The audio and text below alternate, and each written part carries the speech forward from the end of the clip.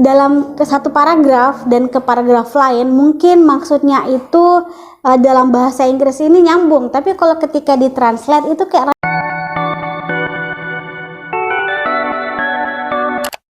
Hello Book Besties, welcome back to my channel. Apa kabar semuanya? Aku harap kalian dalam keadaan happy and healthy. Terima kasih sudah klik video ini. Jadi video kali ini tuh aku nggak ngomongin dulu tentang review atau something like berhubungan dengan buku lah gitu, tapi masih berhubungan dengan buku juga, tapi aku pengen ngebahas sesuatu tentang buku translated versus buku English gitu. Jadi kayak aku mau ngebandingin perbedaan antara yang bahasa Inggris dan juga yang sudah ditranslate. Nah, apa aja sih perbandingannya? Terus aku tuh lebih prefer yang mana?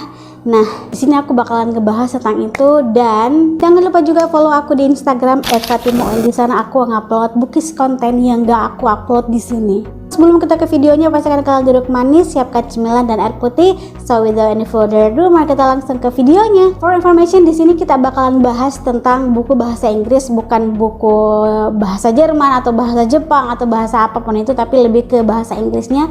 Karena bahasa Inggris yang lebih banyak kita baca gitu ya, lebih ketimbang di bahasa-bahasa lain. Makanya bahasa Inggris yang menjadi concern aku dalam video ini. Yang pertama itu adalah tentu saja bahasa, ya iyalah. Bahasa Inggris dan juga bahasa Indonesia. Yang bedanya adalah di bahasa Indonesia dia sudah ditranslate, dan bahasa yang sudah ditranslate ini mungkin ada beberapa kata yang sudah diganti, jadi mungkin lebih mencocokkan aja, tidak 100% sama. Tapi di dalam bahasa Inggris itu kan banyak bahasa arti kata bahasa yang berbeda gitu. Misalnya kayak nice itu kan banyak banget arti katanya gitu ya, bisa bagus, bisa baik, dan segala macamnya kayak gitu. Jadi kalau ditranslate ke bahasa Indonesia itu lebih jatuhnya banyak kata yang baku dan banyak kata yang kaku gitu. Selanjutnya kita beralih ke diksi. Nah, di bahasa Inggris itu diksinya tidak terlalu tinggi dan kurang banyak dipakai. Tetapi di dalam buku versi bahasa Inggris banyak banget terdapat idiom atau kata-kata slang. Jadi idiom itu adalah sebuah kalimat yang bahasa gaul sekarang itu kayak slang gitulah, yang prokem bahasa gaul gitu, dan tapi dalam bahasa Inggris. Nah, kalau dalam bahasa Indonesia kalau ditranslate itu bisa aja lebih panjang atau bisa aja lebih pendek gitu ya. Ada beberapa idiom yang di sini di layar aku bakalan kasih tau kalian. Ini contoh beberapa idiom yang terdapat di dalam keseharian kita dan banyak banget digunakan juga di luar negeri gitu. Nah, kalau di dalam bahasa Inggris terdapat banyak banget kosakata baru. Ketika kita baca buku bahasa Inggris, pastinya kita menemukan kosakata baru. Itu yang aku alami ketika baca buku bahasa Inggris. Dan di situ aku sambil belajar juga. Ternyata banyak banget kata-kata atau kosakata yang baru aku tahu setelah baca buku dalam versi bahasa Inggris gitu.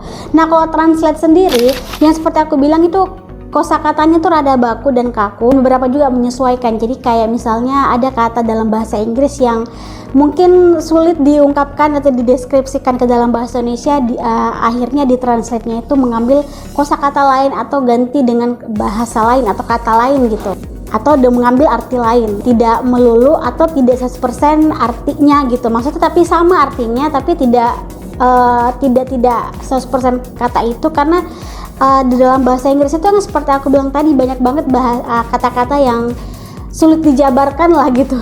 Nah, enaknya buku bahasa Inggris yang pertama, yang seperti aku bilang tadi, kita bakal menemukan kosakata baru. Itu enaknya gitu ya. Jadi kita bisa sambil belajar dan juga menemukan kosakata baru yang istilahnya bisa menambah wawasan kita gitu. Terlebih lagi dalam buku bahasa Inggris itu kan banyak banget prokem atau kata-kata idiom. Jadi kita sambil belajar juga. Nah, sedangkan translate ya tentu saja karena itu adalah bahasa kita, jadi pastinya mudah dimengerti dan kita langsung pahami tanpa harus memikirkan ini tuh artinya apa gitu ya kan. Nah, yang tidak enaknya di dalam buku bahasa Inggris, ketika baca buku dalam bahasa Inggris itu kita tuh harus gonta-ganti melihat kamus, terus ganti lagi bacaannya, bukunya gitu ya. Atau misalkan kita baca di e-book, itu tuh kita setengah mati melihat vocabulary atau kamus gitu ya. Jadi kayak bolak-balik, dan itu banyak banget mengambil waktu gitu. Jujur itu yang selalu aku alami. Jadi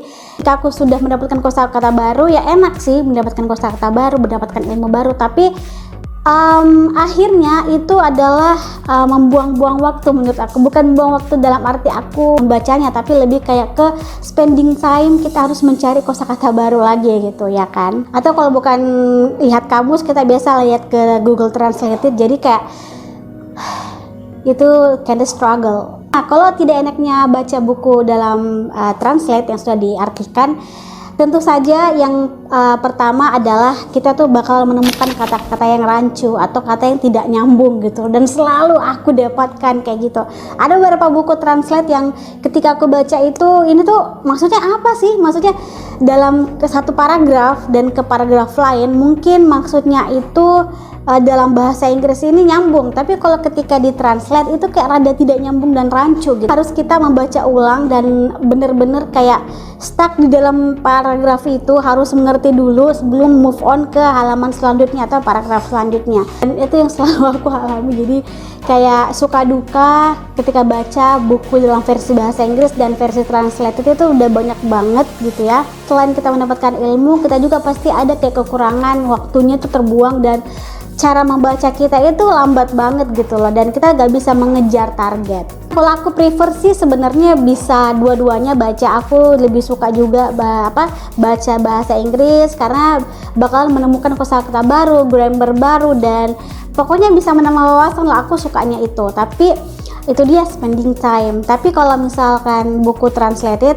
itu enaknya ya pastinya kita, dan kalau buku translated enaknya kita itu langsung ngerti, tapi tidak enaknya pasti terdapat kalimat rancu. Tapi menurutku it's not a big deal karena itu tuh nggak terlalu banyak gitu loh. Menurutku ada beberapa memang buku yang kalimatnya tuh rancu, tapi menurutku tidak semua buku itu kayak gitu. Menurut aku banyak juga buku yang kalimatnya nyambung-nyambung aja dan penerjemahnya itu bisa pintar dengan cerdas menemukan kosakata baru yang lain biar kita tuh pembaca bisa ngerti gitu. Dan ya seperti aku bilang tadi, aku sih prefer dua-duanya sih ya.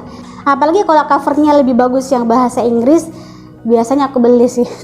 Tapi kalau lebih bagus yang bahasa Indonesia yang translate, aku juga beli. Jadi lagi-lagi tergantung covernya.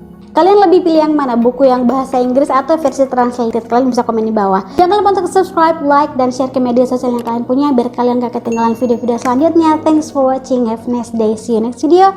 Bye-bye.